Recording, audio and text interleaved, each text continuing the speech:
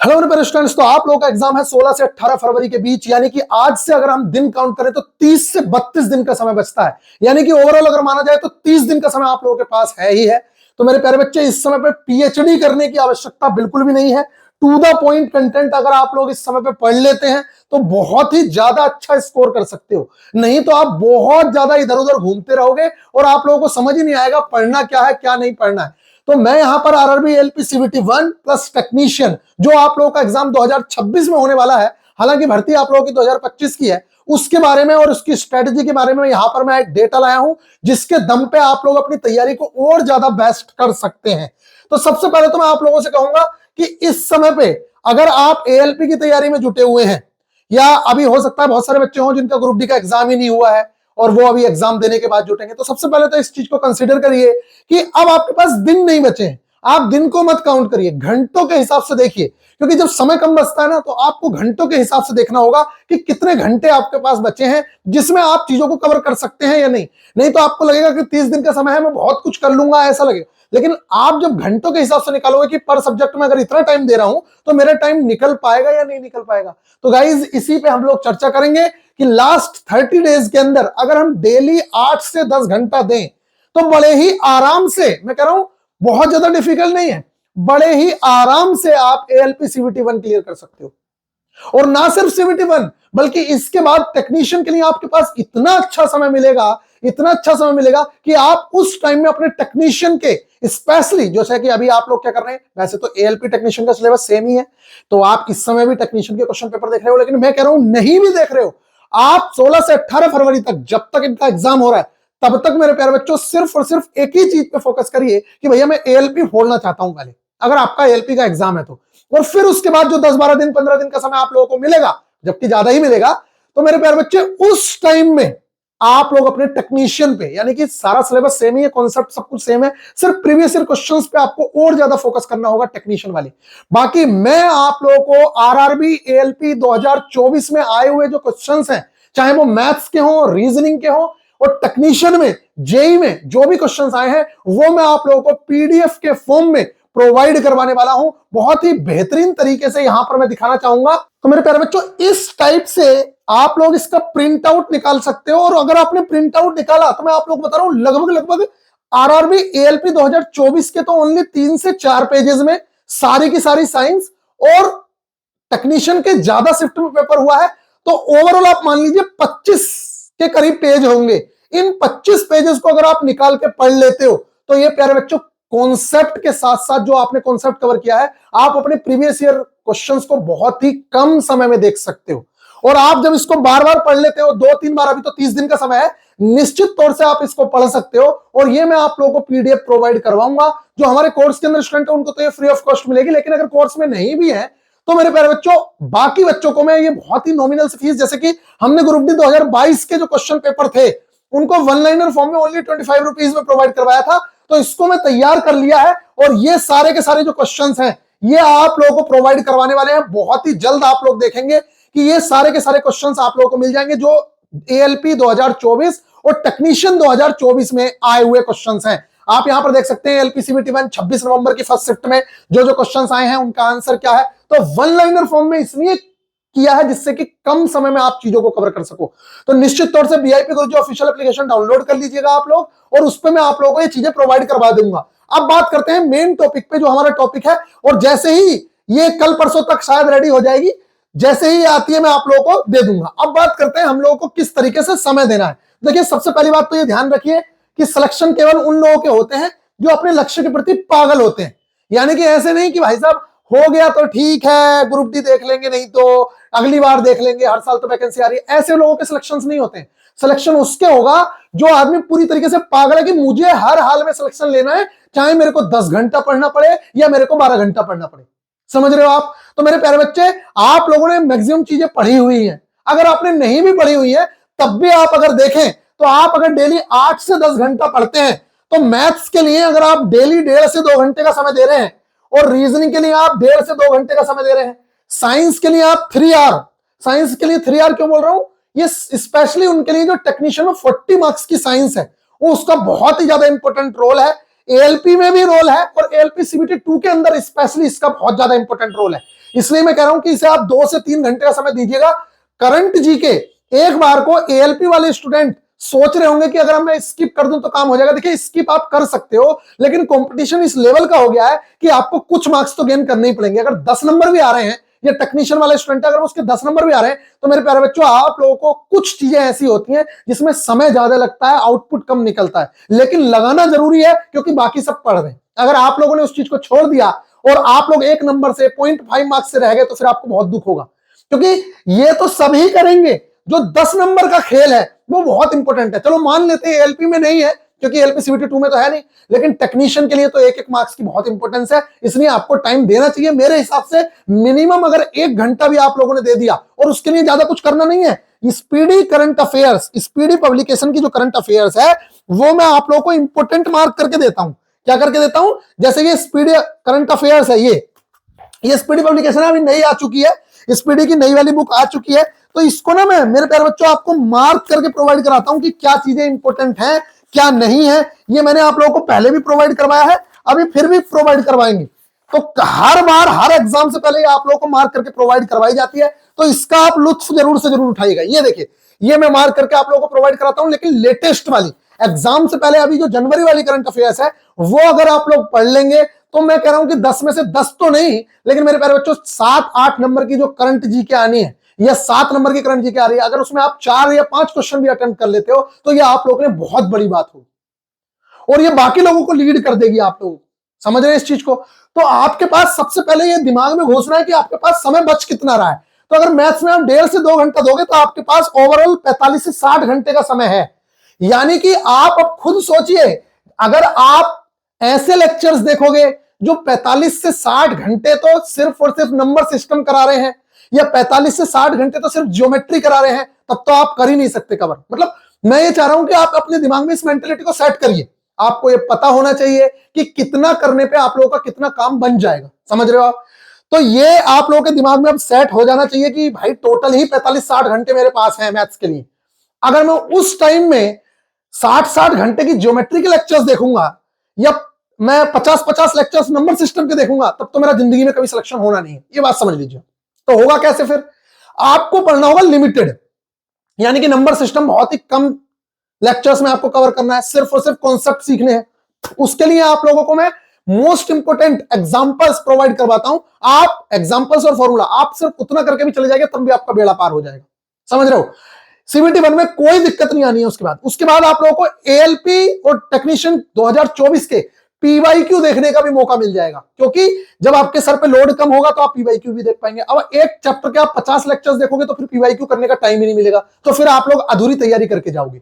तो सबसे पहली बात यह है कि आप लोगों को बहुत बड़े लेक्चर्स नहीं देखने, क्योंकि हमें यहां पीएचडी नहीं करनी है। दूसरा, रीजनिंग के अंदर भी आपके पास लगभग उतना ही समय है और वेटेज काफी अच्छे मार्क्स का होता है। तो सबका एक ही बात समझ आ रही है कि कॉन्सेप्ट बहुत ही कम शब्दों में, या नोट्स आपके पास ऐसे हो बने हुए ऑलरेडी, तो इस समय पे या तो आप उन चीजों से रिवाइज कर सकते हो, या छोटे लेक्चर्स देख के आप अपनी चीजों को कवर कर सकते हो। और मैं टारगेट जो कंप्लीट करा रहा हूं, टारगेट के थ्रू क्या हो रहा है कि टारगेट में आपके पास एक सेट है कि भाई साहब मेरे को इन 3 दिन के अंदर ये चीजें कवर करनी है, तो आप उस चीज को कवर कर ले रहे हो, क्योंकि मैं कंटेंट प्रोवाइड करवा ही रहा हूं आपको, शॉर्ट नोट्स भी दे रहा हूं। तो कम शब्दों में आप जो चीजों को कवर कर रहे हो, उससे सिलेबस बहुत आसानी से निपट जाएगा। तो रीजनिंग आप लोगों को कवर करनी रहेगी, जो मैं आपको प्रोवाइड करा रहा हूं वो मैं कम से कम शब्दों में ही देता हूं, ज्यादा नहीं देता हूं आप लोगों को। 30-30 मिनट में एक चैप्टर अगर आप लोगों का निपट रहा है, तो ये बहुत ही बड़ी बात है, 30 मिनट 40 मिनट के अंदर। उसके बाद आप लोगों के पास समय भी बचता है। साइंस की बात करूं तो मेरे प्यारे बच्चों, साइंस में इन डेप्थ नॉलेज का होना बहुत जरूरी है, क्योंकि क्वेश्चंस बहुत ज्यादा डेप्थ में आ रहे हैं। तो मिनिमम 3 घंटा, 2.5-3 घंटा आप दीजिए। और 2.5-3 घंटा अगर कोई भी बच्चा देता है, मैं कह रहा हूं यूट्यूब पे जाकर लेक्चर देख लीजिए आप, किसी भी एनसीईआरटी के चैप्टर का 2-2.5 घंटे का लेक्चर होता है एक। अब आप अगर टोटल 30 दिन में भी एक चैप्टर पर डे भी पढ़ोगे ना, तब भी मैं कह रहा हूं कि 30 चैप्टर नहीं है आपके यहां, 30 चैप्टर भी नहीं है। और ऐसा थोड़ी है कि तुम्हें कुछ भी नहीं आता होगा, कुछ चैप्टर्स तो अच्छे से आते होंगे, तो उनका तो आप अपने नोट्स से भी काम चला लोगे। अगर नहीं भी आते हैं तो मेरे प्यारे बच्चों, इन शॉर्ट वाले जो लेक्चर है उनको देख के उस चीज को कवर कर लीजिए। साइंस में स्पेशली कॉन्सेप्ट को देखिए। अच्छा, एक बात के लिए मैं आपसे ये कहूंगा, आप अगर कोई अच्छे टीचर आप लोगों के लिए एएलपी टेक्नीशियन के क्वेश्चंस करवा रहे हैं सीबीटी 1 के, अगर आपको लग रहा है कि आपके लिए यूजफुल है तो आप निश्चित तौर से वो लेक्चर देख सकते हो। लेकिन अगर आपको लग रहा है कि यार इन्होंने 1 घंटे के अंदर कुल 20 क्वेश्चन कराए हैं और मैं तो 1 घंटे के अंदर 100 क्वेश्चन देख सकता था या 100 क्वेश्चन खुद से कर सकता था क्योंकि मेरे तो कॉन्सेप्ट क्लियर है, तब मैं कहूंगा आप उस लेक्चर की तरफ ना जाएं। और रीजनिंग और मैथ्स के लिए आप अपना ज्यादा टाइम वेस्ट ना करें, क्योंकि 1 घंटे में अगर 20 क्वेश्चन करवाओगे तो आप 1 घंटे में बहुत ज्यादा क्वेश्चन अपने आप खुद से भी देख सकते हैं। और अगर कॉन्सेप्ट नहीं आता होगा, क्वेश्चन बनाने वो टीचर बना के दिखा देगा, आपको कोई फर्क नहीं पड़ने वाला उस चीज से, फायदा नहीं मिलेगा उस चीज का। टीचर करके दिखा देगा, आपसे नहीं होगा। लेकिन जब आप खुद से करके देखोगे तो वो एग्जाम में आपको याद आएगा जहां पे आप अटके होगे। इसलिए आप जरूर से जरूर खुद से प्रीवियस ईयर क्वेश्चंस करें, जो मैं आप लोगों को प्रोवाइड करवा रहा हूं और मैंने करवाए हुए हैं, मैथ्स के भी और रीजनिंग के भी। करंट जीके में बात करूं तो स्पीडी पब्लिकेशन की मार्किंग पढ़नी है, जो मैं आपको मार्क करके दे रहा हूं उसको आप पढ़ लीजिए, वो बहुत ही ज्यादा इंपॉर्टेंट है। देखिए दुनिया भर का कंटेंट है उसके अंदर भी, क्या सारा का सारा पढ़ना है, सारा इंपॉर्टेंट है? सारा इंपॉर्टेंट नहीं है। लेकिन जो चीजें मैं आपको करवा रहा हूं, कुछ चीजें ऐसी होती हैं जैसे कि भारत में प्रथम, अगर भारत में पहली बार कोई भी काम 2024 में हुआ हो चाहे 25 में हुआ, तो वो तो सब कुछ ही पढ़ना पड़ेगा, वो तो इंपॉर्टेंट है। अब नोबेल प्राइज है तो वो तो सारे के सारे आपको याद होने ही चाहिए, उसमें ये नहीं कह सकता कि मैं लिटरेचर का ज्यादा इंपॉर्टेंट है, भाई कोई भी पूछ सकता है वो। तो कुछ चीजें ऐसी होती हैं जो सारी की सारी इंपॉर्टेंट होती हैं और कुछ चीजों में हमें छांटना होता है कि भाई साहब ये इंपॉर्टेंट है, ये इंपॉर्टेंट है, ये इंपॉर्टेंट नहीं है। तो वो सारी की सारी चीजें मैं आप लोगों को बताता हूं। जैसे कैबिनेट मंत्री है वो इंपॉर्टेंट है, राज्य मंत्री सही ज्यादा इंपॉर्टेंट नहीं है, तो ये कौन बताएगा? तो ये सारी की सारी चीजें आपको मार्किंग से पता चलेंगी जो मैं आपको प्रोवाइड करवा रहा हूं। तो करंट जीके आप वहां से कवर करिए। इसके अलावा मेरे प्यारे बच्चों, मैथ्स रीजनिंग रिवीजन, अब इतना करने के बाद जो आप ये समय दे रहे हैं, आप ये कर सकते हैं कि 1.5 घंटा यहां दिया, 1.5 घंटा यहां दिया, तो टोटल 3 घंटे हो गए। 2 घंटे आपने मान लेते हैं यहां दे दिए, 5 घंटे हो गए। 2 घंटे यहां पे दे दिए, 7 घंटे हो गए। अब आपके पास बचे 2 घंटे। 9 घंटे तो पढ़ोगे इस समय पे या नहीं पढ़ोगे 9 घंटे भी? भाई साहब अगर 24 घंटे में एग्जाम से पहले तुम 9 घंटे नहीं पढ़ते हो ना, तो तुम अपने साथ बहुत बड़ा धोखा कर रहे हो। 8 से 9 घंटे तो तुम्हें पढ़ना ही चाहिए। जरूरी नहीं है कि लेक्चर देखो, अगर आप खुद से कर सकते हो तो अपने नोट्स से रिवीजन कर सकते हो, जो मैं नोट्स प्रोवाइड कर रहा हूं उससे रिवीजन कर सकते हो। जरूरी नहीं है कि लेक्चर ही देखना है, अगर आप खुद से कर सकते हो तो निश्चित तौर से कर लीजिए। अब बात करते हैं, ये 7 घंटे आपने दे दिए, 2 घंटे आपको कंफर्म देने हैं। किस चीज के लिए? ऐसा कर सकते हो कि आज एक प्रीवियस ईयर क्वेश्चन का सेट लगा लिया, एएलपी 2024 में एक सेट लगा लिया आपने। आप देखिए कि आपकी लेवल क्या है, आप कितने मार्क्स ला पा रहे हैं। अगले दिन एक प्रैक्टिस सेट लगाइए, यानी कि 75 क्वेश्चन का प्रैक्टिस सेट लगाइए किसी अच्छी जगह पे। आप हमारे यहां भी लगा सकते हैं, टेक्स्ट बुक पे भी लगा सकते हैं, किसी और टीचर के पास भी लगा सकते हैं जो ऑथेंटिक उस लेवल के टेस्ट प्रोवाइड करवा रहे हो जिस लेवल के आ रहे हैं। हम लोग तो अपने टेस्ट के अंदर ज्यादातर जो आपके प्रीवियस ईयर क्वेश्चंस हैं उस पर बेस्ड या वही चीज आप लोगों को प्रोवाइड कराते हैं जिससे कि आप रूबरू हो सकें कि भैया पेपर 2025 में ऐसा आ रहा है तो आप उन क्वेश्चंस को कर पा रहे हो या नहीं कर पा रहे हो। समझ रहे हो? तो डेली 2 टेस्ट मत लगाओ, अगर आपके पास टाइम नहीं है मत लगाओ। आप एक टेस्ट लगाओ आज प्रीवियस ईयर का, अगले दिन लगाओ आप एक फुल टेस्ट, उससे अगले दिन एक प्रीवियस ईयर का, फिर उसके बाद लगाओ एक फुल टेस्ट। इस तरीके से आप 30 टेस्ट लगा लोगे और ज्यादा टेस्ट लगाने की जरूरत नहीं है। देखिए लिमिट्स मत बढ़ा, वो मत करिए, आप क्वांटिटी मत बढ़ाइए, क्वालिटी पे ध्यान दीजिए। क्योंकि अगर आप एक टेस्ट लगाओगे तो 1 घंटा एनालिसिस के लिए मिल जाएगा, नहीं तो आप सिर्फ टेस्ट लगाते जाओगे, एनालिसिस करोगे नहीं, मार्क्स नहीं बढ़ेंगे। समझ रहे हो आप? तो इस चीज को मेरे प्यारे बच्चे ध्यान देना है। ओवरऑल आप लोगों के पास जो समय है वो 45 से 60 घंटे का मैथ्स का है। तो ये बात कंफर्म हो गई है कि भैया पीएचडी नहीं की जाएगी इस समय पे, हमारे पास टाइम नहीं होता पीएचडी करने का। रीजनिंग के पास मेरे पास 45 से 60 घंटे का समय है, तो पीएचडी नहीं होगी, सिर्फ कॉन्सेप्ट ही सीखे जा सकते हैं, और वो भी बहुत ही कम। समझ रहे हो? मतलब जो लिमिटेड हो, 1 से 2 घंटे के अंदर कॉन्सेप्ट कवर होना चाहिए। फिर उसके बाद मुझे प्रीवियस ईयर भी देखने, सारे प्रीवियस ईयर क्वेश्चन करने की जरूरत नहीं है, सिर्फ देखिए, नजर मारिए। अगर आपको दिख रहा है कॉन्सेप्ट के दम पे ये हो रहा है, ठीक है ठीक है ठीक है। जो नहीं हो रहा है उस पर देखिए कि यार ये नया क्वेश्चन कैसा आ गया, ये कौन सा टाइप है जो मैंने पढ़ा नहीं पहले। उन क्वेश्चंस पे ध्यान देना है जिससे कि वो आपको मार्क्स बढ़वा सके। जो चीज पहले से आती है आप उसको तो 2-2 बार 10-10 बार करोगे, जो चीज नहीं आती है उसे आप करोगे नहीं तो फिर दिक्कत होगी। साइंस के अंदर 80 से 90 घंटे का समय है जो प्रॉपर टाइम है आपके लिए। 90 घंटे के अंदर कोई भी, मैं कह रहा हूं अगर 0 से भी आदमी साइंस करेगा तब भी वो कवर कर लेगा। अगर मैं कह रहा हूं कि आप तो 0 हो गए भी नहीं, आप में से बहुत सारी चीजें तो आती ही होंगी, तब भी मेरे प्यारे बच्चे 90 घंटे का समय बहुत होता है। आप 1 से 2 घंटे का लेक्चर देखिए, उसके बाद अपने प्रीवियस ईयर क्वेश्चंस लगाइए, आपका बेड़ा पार है। साइंस में बहुत ज्यादा चैप्टर्स नहीं है। आप ये सोच रहे हैं कि 30 चैप्टर है, तो 30 चैप्टर नहीं है। साइंस जो न्यू एनसीईआरटी है उसको फॉलो करना है, तो उसके अंदर और चैप्टर्स कम ही है। समझ रहे हो आप? करंट की अगर बात करो, लास्ट के तो चैप्टर हैं वो ऐसे हैं कि बस 1 घंटे में ही एक चैप्टर खत्म हो जाएगा, उसमें कुछ नहीं है। करंट अफेयर्स में 45 आवर का समय देना है, यानी कि डेली 1 घंटे का समय देना है, और जो मैं कॉन्सेप्ट आपको मार्क कर करके दे रहा हूं उनको आप जरूर शुरू करिएगा। उससे पहले मैं बता दूं, अगर किसी भी बच्चे का मन है कि वो चाहता है कि टेक्स्ट बुक का पास खरीदना है, तो मेरे प्यारे बच्चों कोई जोर जबरदस्ती किसी के ऊपर नहीं है। अगर आपका मन है तो आप GSP 10 यूज करके बहुत ही नॉमिनल फीस में, यानी कि 351 रुपए में पास प्रो ले सकते हैं और 439 रुपए में पास प्रो मैक्स ले सकते हैं। तो अगर आपका मन है तो आप ले लीजिए। बाकी अगर कट ऑफ देखो तो आप लोगों की कुछ इस तरीके की कट ऑफ रही है। इन कट ऑफ से अंदाजा लगाइए कि किस लेवल का कंपटीशन है। और ये जो सारे के सारे बच्चे हैं, ये ALP के साइको तक पहुंचे हैं। आप समझिए, अगर बच्चा साइको तक पहुंच के और साइको के बाद बाहर हुआ है, तो आप सोच के देखिए जितने इस बार प्री क्लियर करने वाले हैं ना, लगभग उतना बच्चा तो फाइनल तक जाके बाहर बैठा हुआ है। समझ रहे हो आप? 18,799 मल्टीप्लाई बाय 8, समझ रहे हो आप? मैं डायरेक्टली 20,000 से करता हूं, 2 8 16, लगभग 1.5 लाख के करीब बच्चा मान लेते हैं। ये 1.5 लाख के करीब बच्चा पेपर देने गया था, उसमें से 20,000 बच्चों का मान लेते सिलेक्शन हुआ, 18,799 का हुआ, बाकी सारा बाहर है। तो लगभग 1 लाख के करीब तो वही बच्चा है जो फाइनल तक गया, यानी कि इतने अच्छे मार्क्स लाने वाला बच्चा 1 लाख है। और इस बार सिलेक्शन कितने होने हैं? 9,900 कुछ वैकेंसी है, 10,000 मान लेते हैं, तो टोटल 1.5 लाख सिलेक्शन होना है। और नई क्रीम भी तैयार हुई होगी। तो मेरे प्यारे बच्चों, ऐसे भी बच्चे हैं जो पिछली बार ALP CBT बनी नहीं क्लियर कर पाए थे, वो तब से पढ़ रहे हैं। कुछ लोग टेक्नीशियन नहीं कर पाए थे, वो तब से पढ़ रहे हैं। और कुछ लड़के फाइनल तक गए, उसके बाद बाहर हुए तो भी पढ़ रहे हैं। और कुछ नई क्रीम तैयार हुई है। तो कंपटीशन तो है, लेकिन मेरे प्यारे बच्चों, हमारा जो एम है वो देखिए, आप इस चीज को लेकर चलिए ना। अगर आप मैथ्स पढ़ रहे हैं तो आप सिर्फ CBT 1 के लिए पढ़ रहे हो क्या? CBT 2 में भी काम आने वाला है, सेम टू सेम मैथ आएगा। रीजनिंग पढ़ रहे हो, वही CBT 2 में भी काम आने वाली है। साइंस पढ़ रहे हो, वही CBT 2 में भी काम आने वाली है। पूरी की पूरी फिजिक्स वहां पे भरी पड़ी है।